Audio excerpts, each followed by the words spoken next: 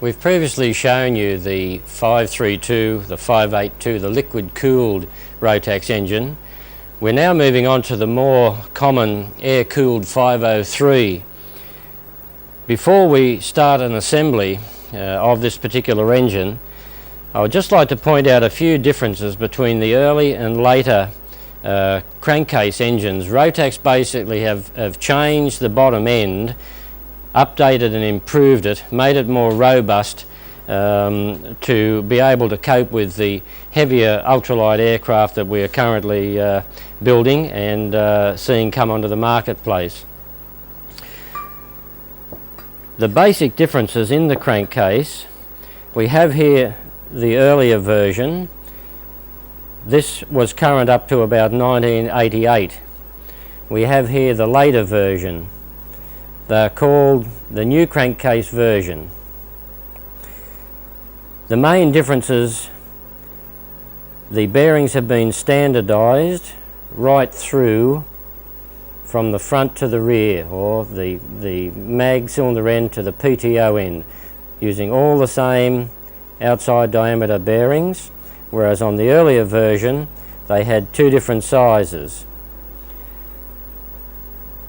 The other difference, to assist in retaining the outer cage of the bearing from turning when the engine is cold or excessively hot, the earlier version has a rubber plug installed in these locations, the same as this little rubber plug here.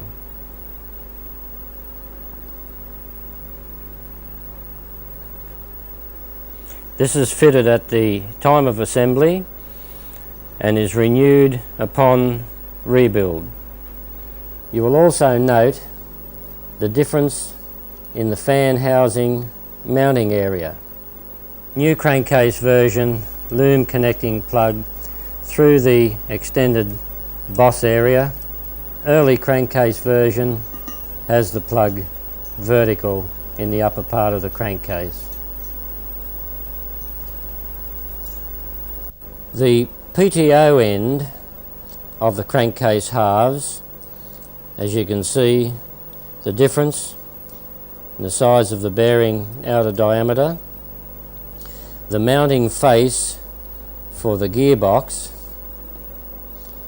is also changed.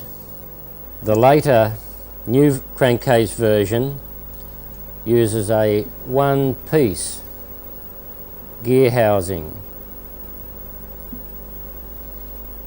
This mates up directly with the gearbox or reduction unit. This flange mates directly onto the crankcase area.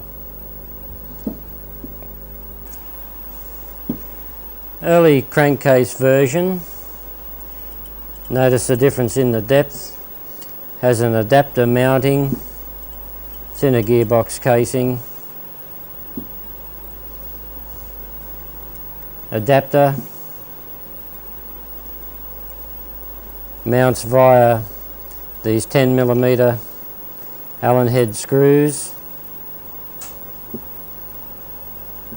locate into the crankcase, then retains the gearbox housing.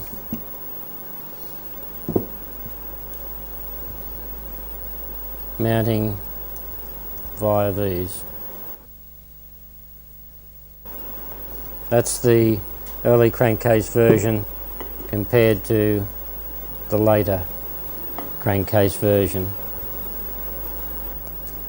New crankcase version, unlike the early crankcase version that had the cylindrical rubber plug which helped retain the outer race of the bearing, the later crankcase version uses one-piece O-ring around the outside groove of the bearing, which locates this particular area and is lined up by this groove.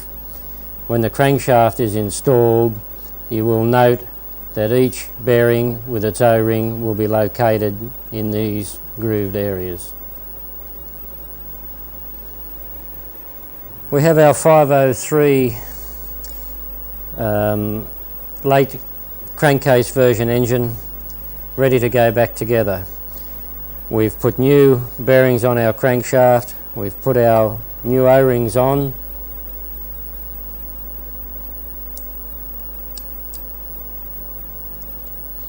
We've lubricated our bearings, everything has been checked, the assembly is ready to go into the crankcase. We've put a small amount of lubrication in the lip area of our front and rear seal. I use a Molykote 111 silicone grease. Alternative is just a high temperature bearing grease. Only a small amount, just enough to fill the cavity area.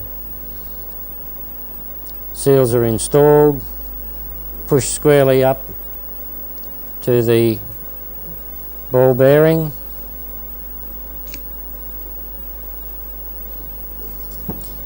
On the later or new crankcase version, both seals are the same, unlike the early crankcase version where there was a smaller seal.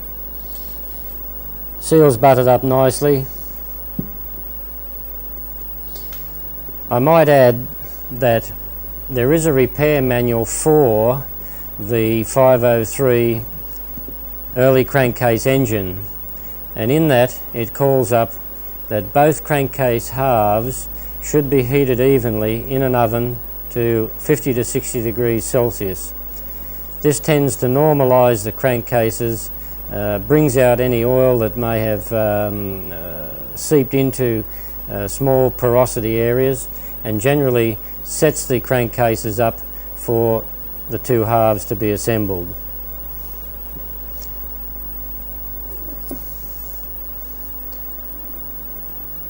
We fit the crankshaft into the upper half of the crankcase, aligning the seals, which have a groove around the outside, and our O-rings on our bearings.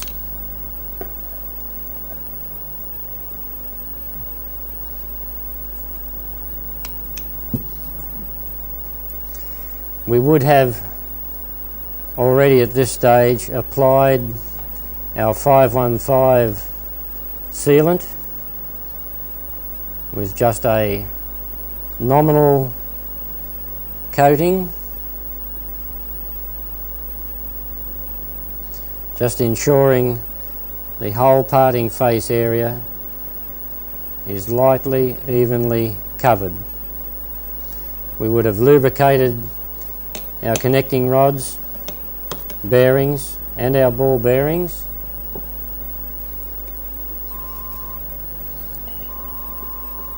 We assemble the bottom half.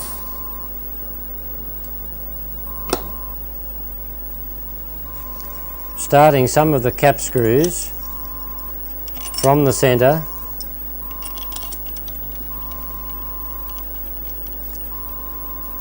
we lightly pull these down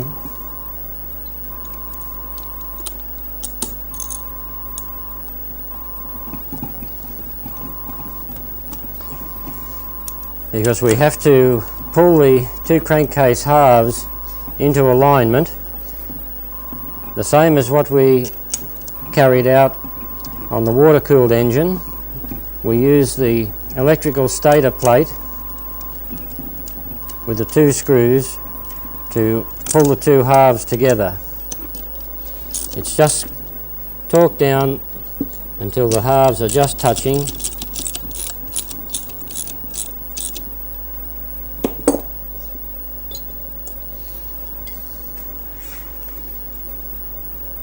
Using our stator plate, I have this one disassembled to make it easier to see. You would have to be careful if you're using your own original assembled plate that whilst you're doing this exercise you don't get the wires caught underneath the flange.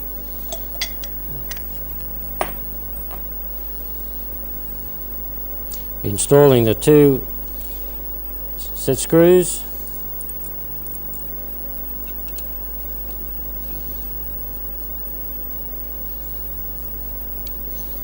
which at this time are just torqued up, nipped up if you like, just to ensure the two halves are pulled together and are flush. We then just take the tension off slightly and just leave that tension on the lock washer that's underneath the screw. We then install the rest of the bolts, torquing our crankcase cap screws. Find it easier to lay the assembly on its side, working in the cross sequence from the center area out.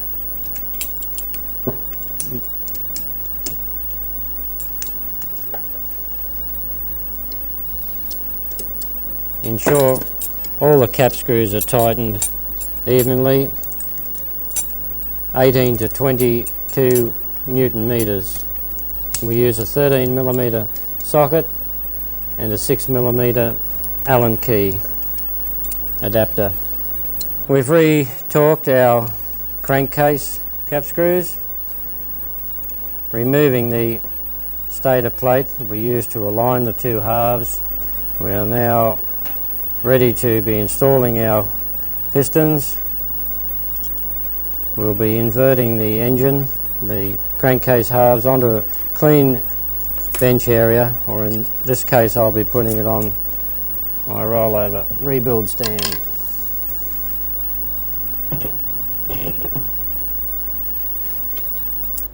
We're now to the stage of assembling our 503 pistons. We'll be only showing this in brief detail. We've covered it in the liquid cooled engine. We're just primarily showing some of the differences between the 503 and the liquid cooled engine. The basic components we are using are the same. We have, for the 503, the later cageless gudgeon pin bearing. I have new pistons here in this instance. We'll be assembling it up and then showing in some detail the engine timing and how this can be affected. So we'll just put some lubrication, some grease in our conrod bearing. First we install our little covers to keep anything out that might fall. Remembering a piece of clean rag for the other cylinder.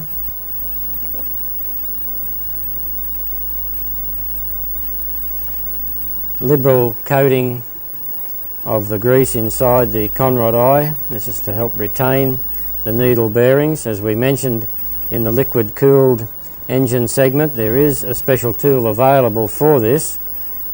However, unless you are rebuilding them regularly, it wouldn't warrant the cost. This is quite satisfactory.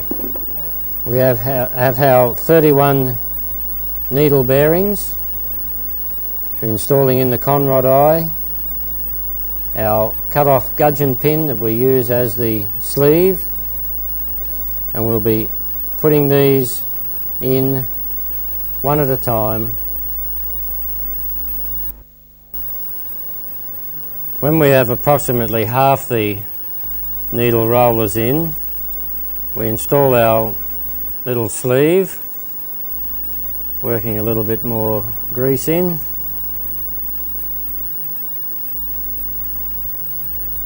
And then carry on fitting the rest of the rollers. Now we have all our needle rollers installed. We install our thrusts either end.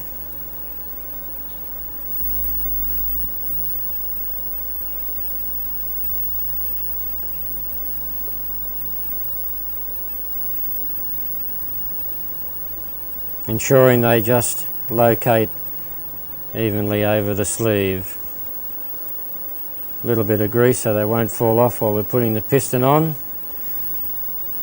And our gudgeon is ready to have the piston and piston pin installed. Our piston is now ready for assembly, either reused one that has been cleaned and checked, or a new one in this instance. Lightly lubricated on the gudgeon pin. Most of the later piston pins and pistons, probably over the last 18 months, now have a slip fit. Anybody that may have done an engine a year or two ago would have noted that you possibly could not have put a new gudgeon pin into a new piston without slightly warming the piston. However, they have increased the tolerance in this area. We ensure that the piston is installed the correct way around. Remember, we have our little pegs on our piston rings which must face the inlet side. We have our little arrow with AUS stamped on the top by Rotax. This means the arrow to face the exhaust port area.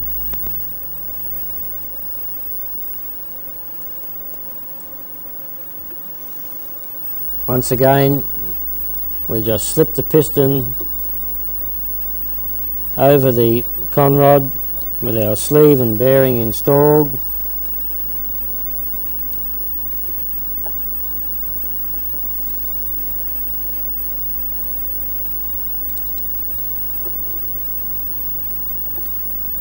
Working it down, slight pressure on the gudgeon pin, locating the needle bearing, push through and our sleeve exits the piston. Rock the piston just to make sure that there's no binding on the needle rollers. And we are now ready to install the circlip. We'll now be installing our piston pin circlips. As mentioned before and shown before, we have our special tool, a very worthwhile investment, ensures positive placement of the circlip. Holding the other side of the piston, we just push the tool up until it butts to the side of the piston, supporting, slight tap with the hammer. Withdraw the tool, the circlip will be located in the groove. Do the same to the other side.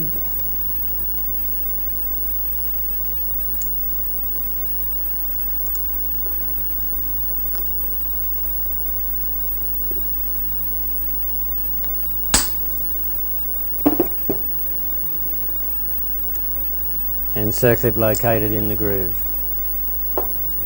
You will note the gap on the circlip, which must be installed to the bottom of the piston, so that whether you are installing them manually or with the tool, ensure that the gap goes to the bottom. It just leaves a small part of the leg of the circlip away from this hole, which is used to lever the circlip out. If you have too much around, it makes it very difficult to pull the circlip out. If you have the groove adjacent this slot, you'll have even more difficulty in trying to get the circlip out. You have to then try and tap the circlip around until you have this section closed in, thereby allowing you to lever it out. We're now to the stage of fitting our cylinder. We have our base gasket. The base gasket has a different lip cut out on one side, so it's basically can only go one way. One flat side, one with a curve. Ensure that you have it installed the correct way.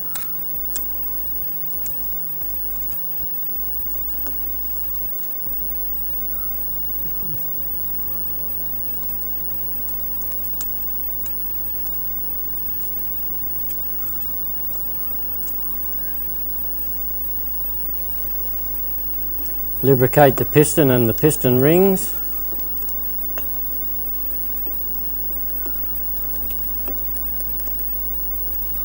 Nice liberal amount of oil. Working them around the ring, in the grooves, down on the skirt of the piston. Realign the ring gaps with the peg.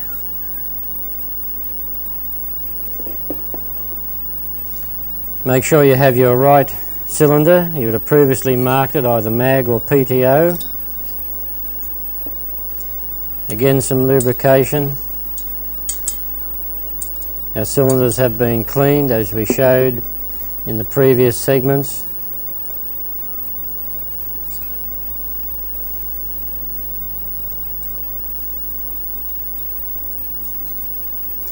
Aligning the intake side up. We normally put the piston so that it's down towards the bottom and it won't rock around quite so much. Tilt it away from you so you're looking at the gaps.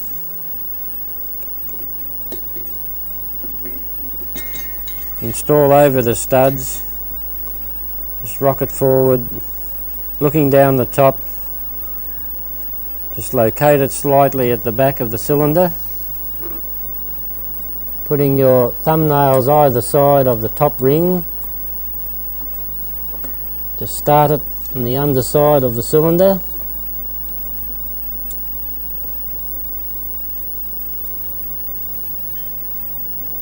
And if anything looks like going wrong, stop and realign, because the top ring is a very fragile ring. It's a Dykes ring, which is an L-shaped. Rotax are one of the only people still currently using this style of ring.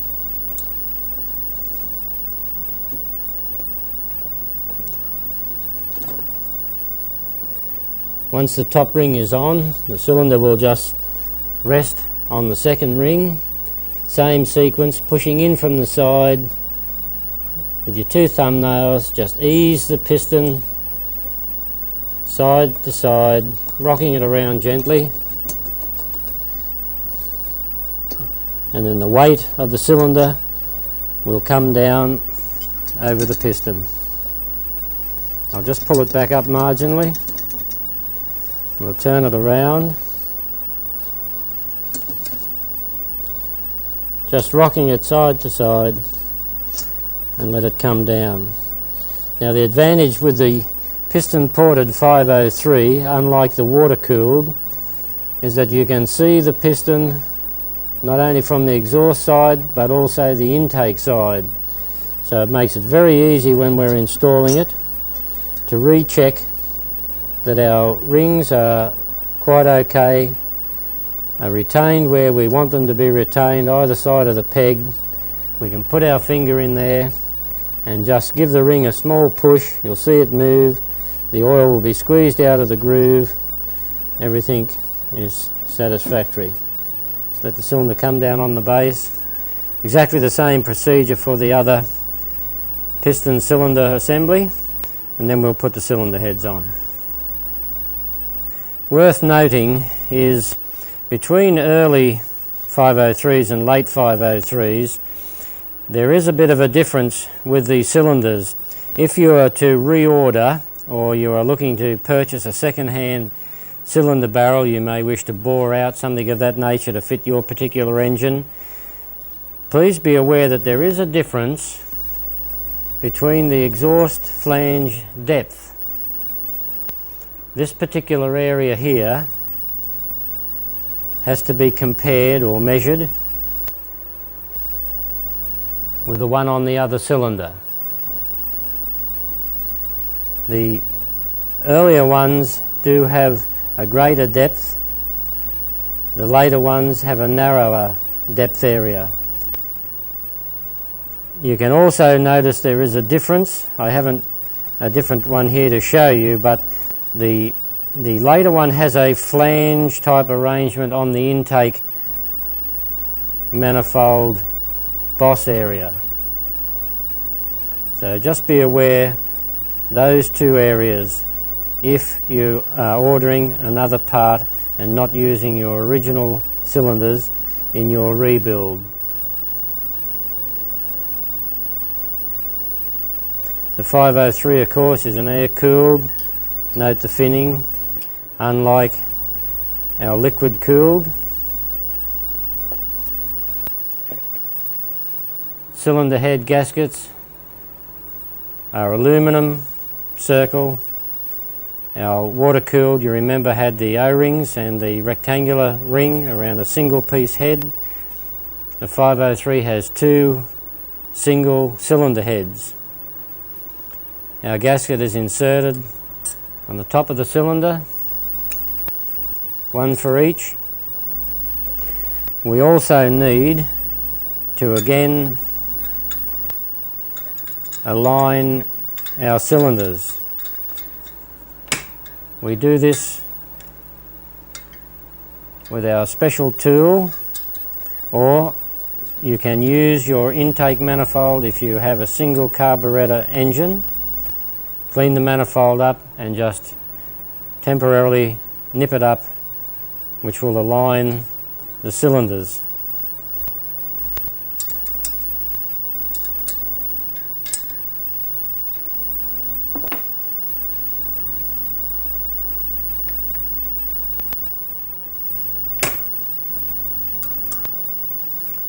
This then will give us a reasonable alignment of the exhaust area, which we will check later when the cylinder heads are torqued.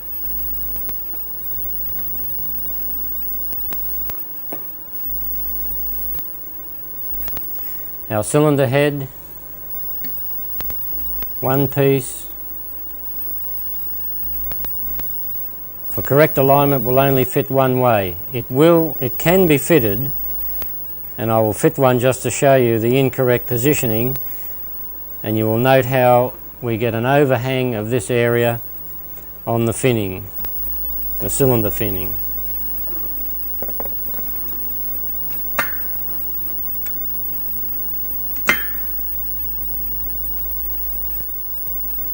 Note the areas here and here where it is out of alignment.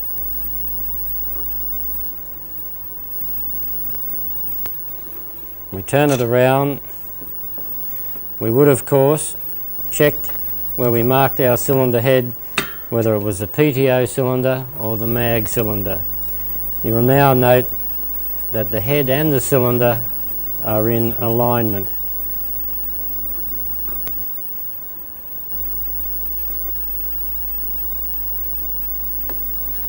We've checked our combustion chambers on the top of our piston to ensure we have nothing left sitting in there. We have both cylinder heads on.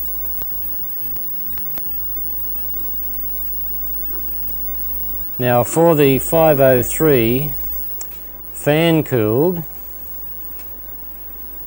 we have our top cowling.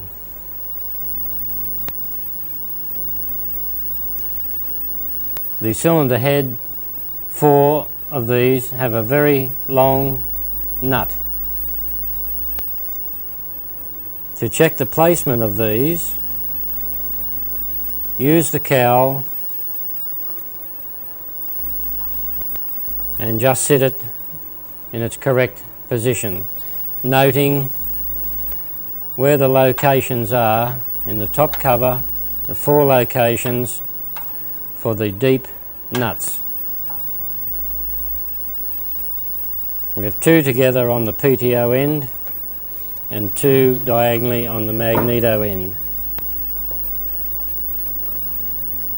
We have a washer under each nut.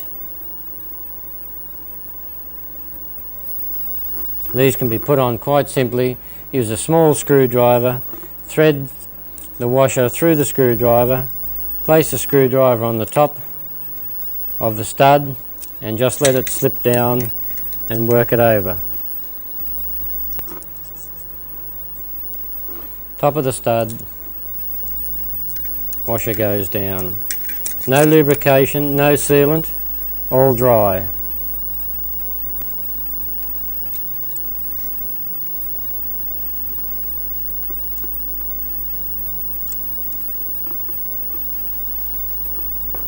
We position our two deep nuts in the locations that we've noted.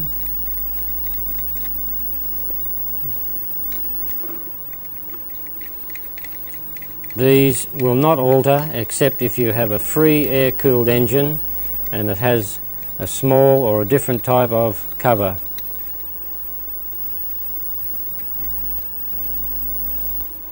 Our remaining 4 nuts are just a normal sized nut.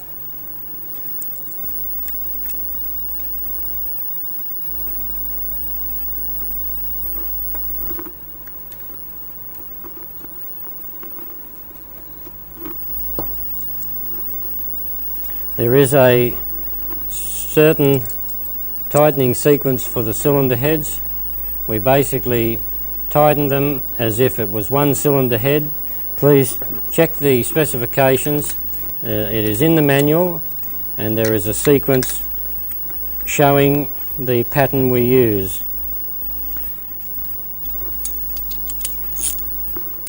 Which is basically the same as most other assemblies. We work from the centre outwards. That's our cylinder heads and cylinders fixed. We can remove our alignment tool.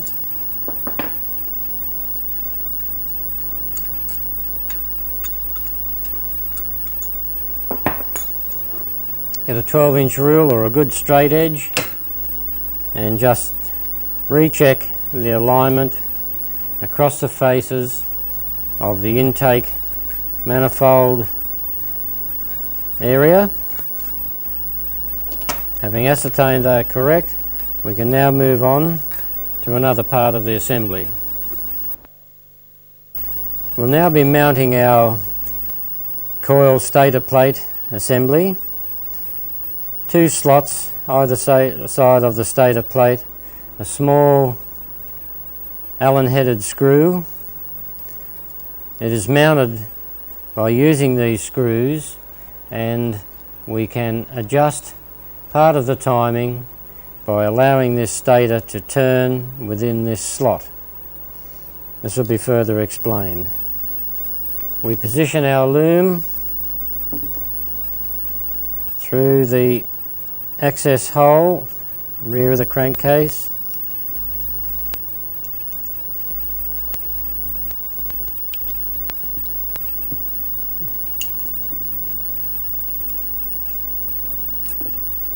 All the wires go through.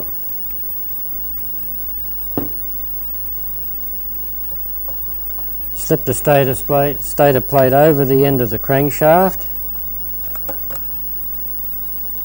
Fits into the counterbore area. Ensure the wires are not caught underneath the stator plate and the ledge area.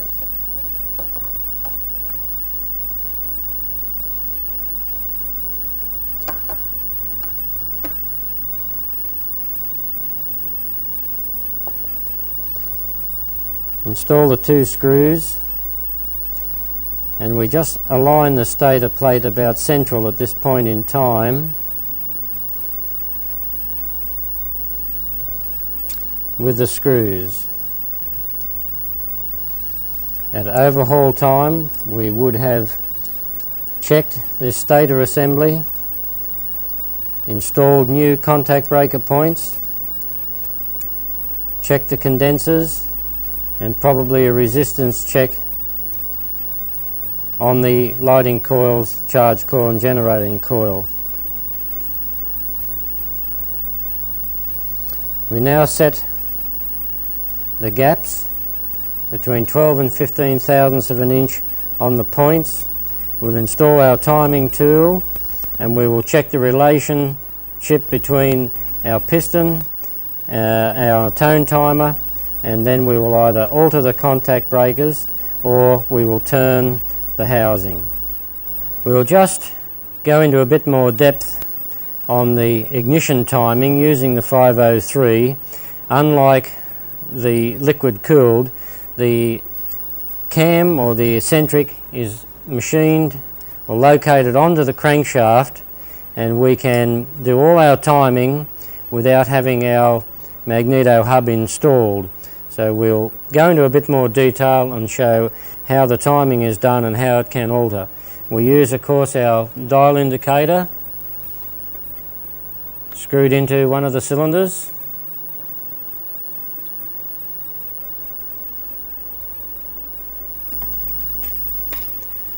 We have our tone timer, one connection to earth and the other located into the spade connection to ignition coil, the shunting wires or shorting wires. This will give us a circuit. We just install our magneto hub nut to allow us to be able to rotate the engine, as we don't have a gearbox on the other end.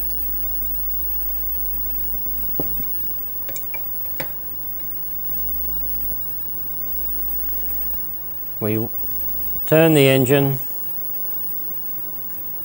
until we get movement on our dial indicator.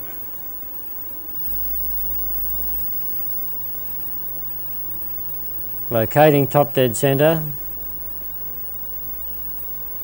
You'll note we're in approximately the centre of the slot. We'll just kick it a bit one way.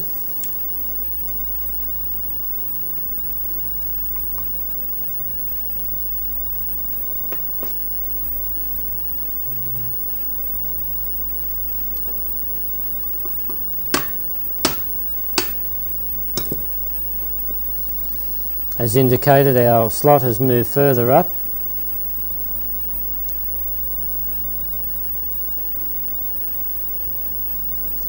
We'll now go back to our dial and see where our timing has moved to. We should be in a retard position. Go back to our top dead centre. Put our tone timer on, working our crankshaft back around. Our tone timer now is activated.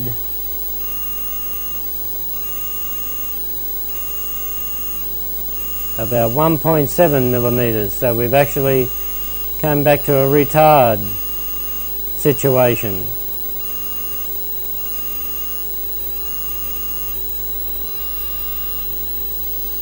We need to go around again and relocate our stator plate back around in our original position.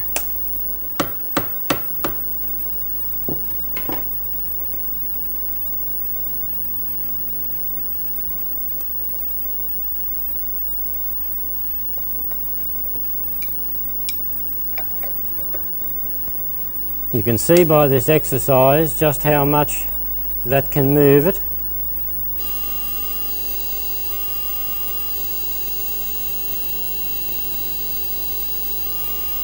We are now back to around the 2.03 millimeter. We'll now recheck the other cylinder to see whether we need to adjust the points. Now we've established that we can rotate the stator plate and we will see the timing change. We went from 1.7 millimeters back to our 2 or 2.03 millimeters when we took the stator plate back to our original position. We now go to the other cylinder, zero the gauge, top dead centre, slightly over centre so that the points are up on the cam. We are checking our point gap.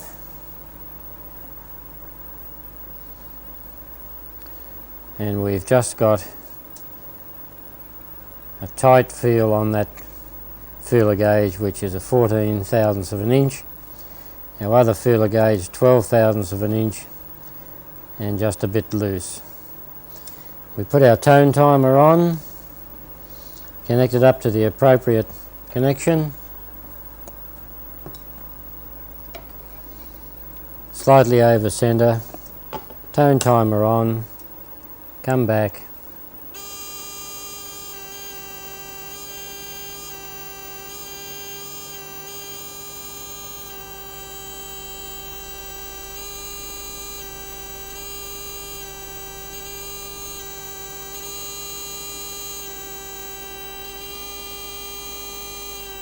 You'll hear our tone timer changing the tone as the points open and close around the 2.08 millimetre.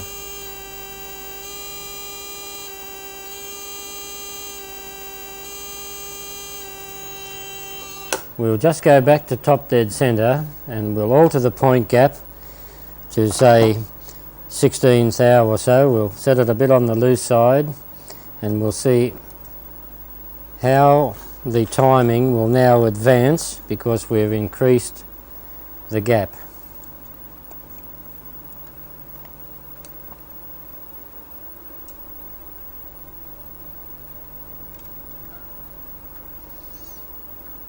Please be aware also sometimes on tightening the screw that the gap will vary, so it is important that you recheck it after you tighten the screw, not only with your feeler gauge, and leave your feeler gauge located in between the points, but also check it with the tone timer and the dial indicator again.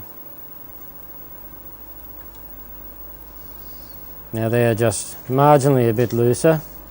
We'll just see how that affects it. We go back to our top dead centre.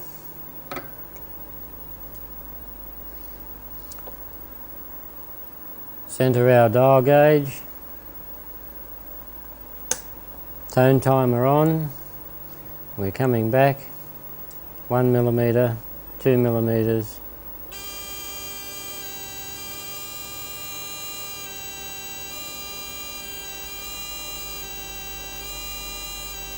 That's almost increased at 0.90 millimetres, almost a 3 millimetre.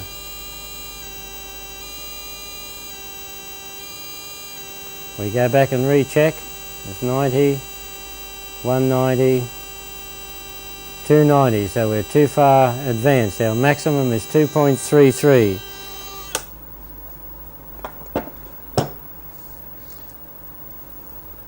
We just recheck our gap. It is loose.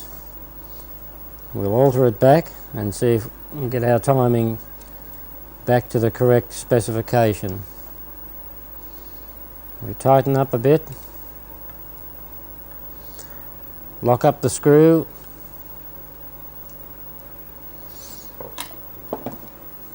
back to our dial gauge, centering, tone timer on, coming back 1 millimetre, 2,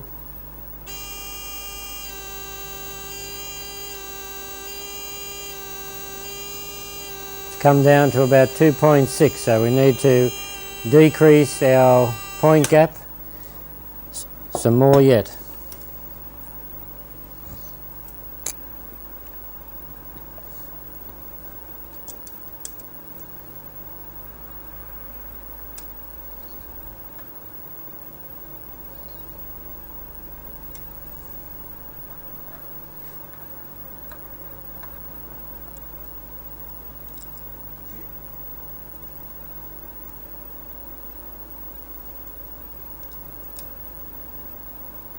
We'll recheck again,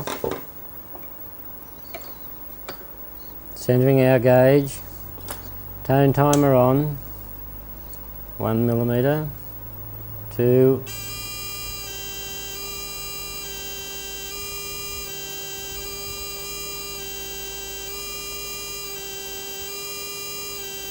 2.4, we're still too far out.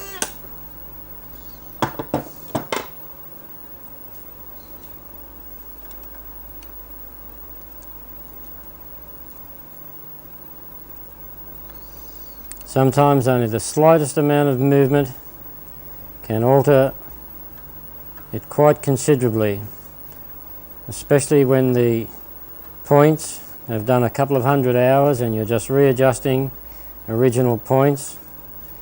1/1000th of an inch difference can make almost from a full retard to an over advanced situation.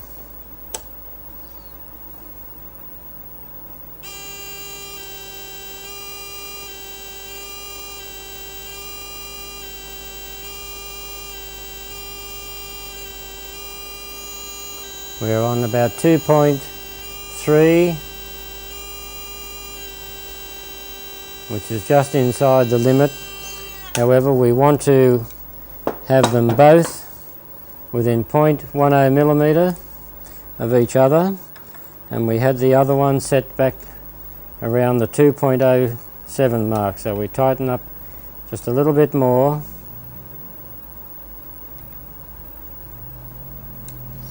We're getting back to just a nice feel on our 14th thou feeler gauge. The optimum setting is between 12/1000ths of an inch and 15/1000ths of an inch.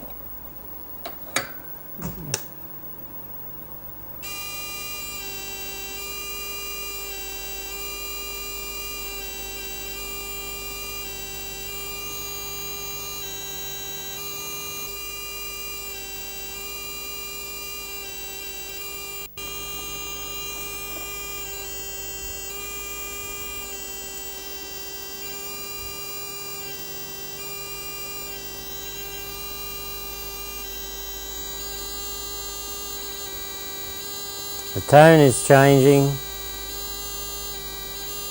around the 2.5 to the 2.10 mark, which is quite within our specification. We'll lock both points up at that particular point.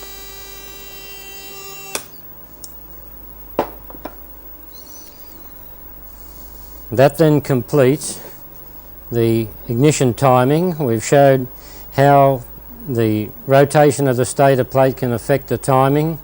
We've shown how the point gap from being enlarged will advance the timing. The gap being too narrow will retard the timing. The specifications are called up in your manual, so please refer to them when you're doing the timing. We would then be locking up our stator plate screws as we did with the 532, the liquid cooled. We would be taking the screws back out, putting our Loctite on them, tightening them back up to our 6 Newton meters. We would then be putting our magneto hub on the same way that we did with the liquid cooled engine. Upon completion of our ignition timing, we'd be installing our magneto hub. Similarly to the water cooled, we'd be applying our Loctite 222 to the inner taper, hub aligned with the keyway, our nut and washer. To lock this nut up, however, we have to have our fan housing installed so we can use our special puller, our locking plate and puller. The fan housing is just held on with our Allen key cap screws, 4 of them located.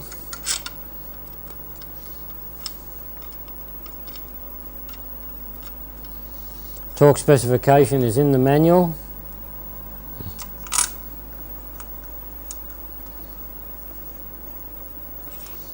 We would torque that up. Our magneto hub installed, our puller plate, same as we were using on the liquid cooled engine. The hub is on and the plate locates in between this area of the fan housing, or the other side. There's 2 areas. You're then torquing up the hub nut with your torque wrench. That then just leaves the fan pulley, fan belt, and that end of the engine is basically complete. We'll just show on the gearbox end with the new crankcase version and our one-piece housing We are just applying Loctite 680 around this area where it locates on the crankcase halves. They would normally have studs from these holes. Occasionally on some of the later engines or different versions they will also have cap screws, but it's just a 680 Loctite. If you have the studs, the housing is slid over, bolted on, gearbox is mounted, and then the nuts and the whole thing is retained. And that would complete the gearbox end. We'll now move on to checking some sub-assembly items. On our engine rebuild, we would be also looking to overhaul the stator plate assembly, or at least to be checking our coils, which we do just with a multimeter, ohms resistance, linking up to whichever particular wires. You can see some have green, the other have yellow. There are specifications in the book in ohms, and these would need to be checked to ascertain that the circuitry is correct.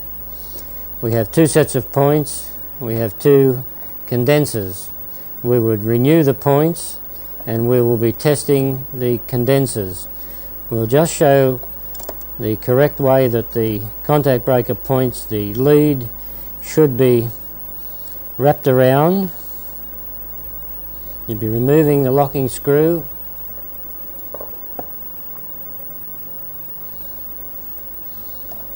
We undo the tails on the condenser.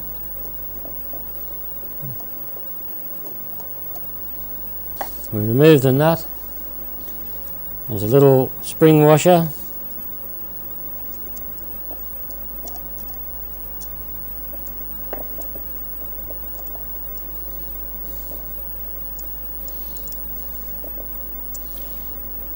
We lift the point off. You'll note the way the lead is positioned around and under the base plate area.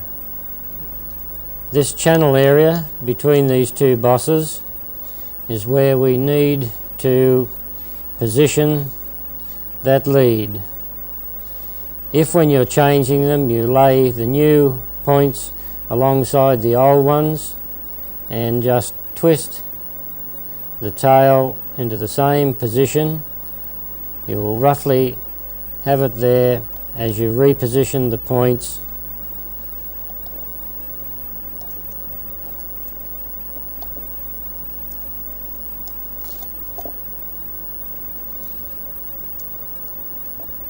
When you sit it back over on the condenser, check that the lead has actually gone through the channel area and is not caught up underneath the breaker plate.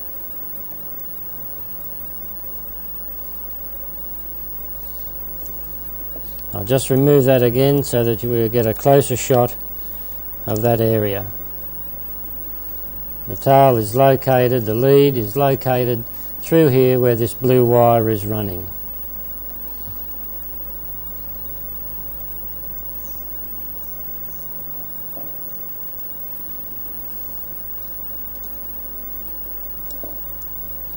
Whilst we have the contact breaker point off, we'll remove the other leads to the condenser and we'll show a microfarad test of the condenser. The specifications are in the book.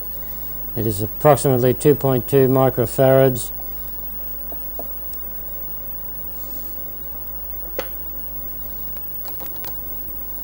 Only selected workshops would have this type of equipment, but we'll show a demonstration of it.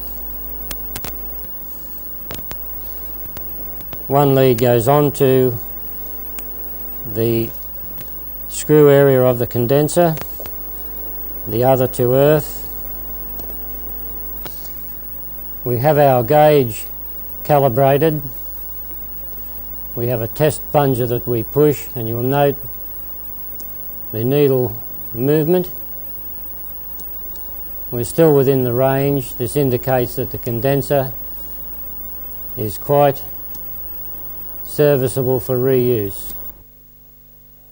Just a quick point, after you've installed the contact breakers, ensure that you can just get movement on that lead, thereby indicating that it's quite clear of the bottom base plate.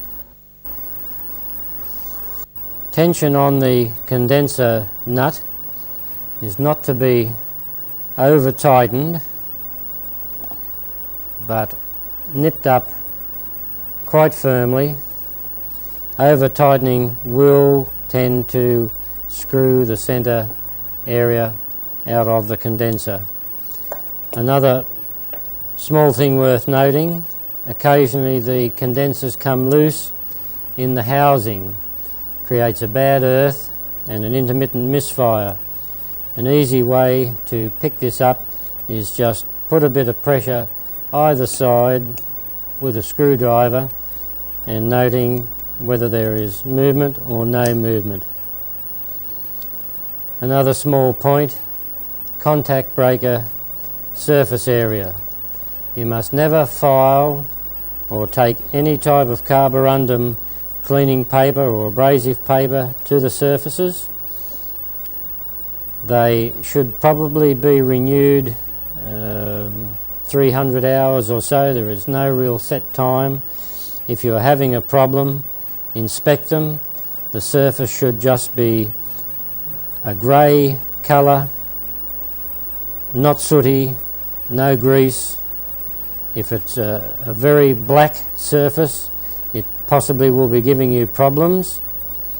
You can try cleaning with a nice bit of linen cloth similar to this here with straight petrol. Do not use petrol mixture or some other type of solvents, just straight petrol, and then wipe again with the linen, with just dry linen. But you must not take a points file or anything of that nature to the contact breaker surface area. We will just show an ignition coil test to familiarise yourself with this procedure. Again, we are using our test equipment, which is not normally available. However, some service centres or distributors may be so equipped. For the purpose of the exercise, we will connect it and show its operation.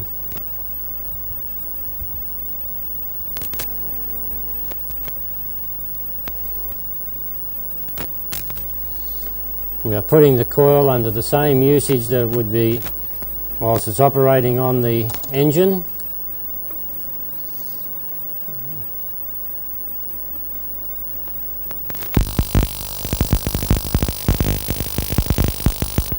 We can now see the coil jumping the gap.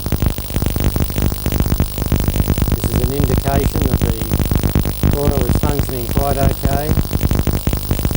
If there is a problem, there is an intermittent spark, low intensity, possibly a yellowish looking spark instead of the rich blue one that we are looking at.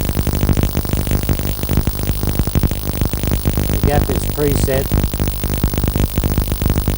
to make maximum loading on the coil. There's a normally run for 2 or 3 minutes to get the coil nice and warm in case we have any breakdown once heat is induced into the coil. These are always tested at rebuild time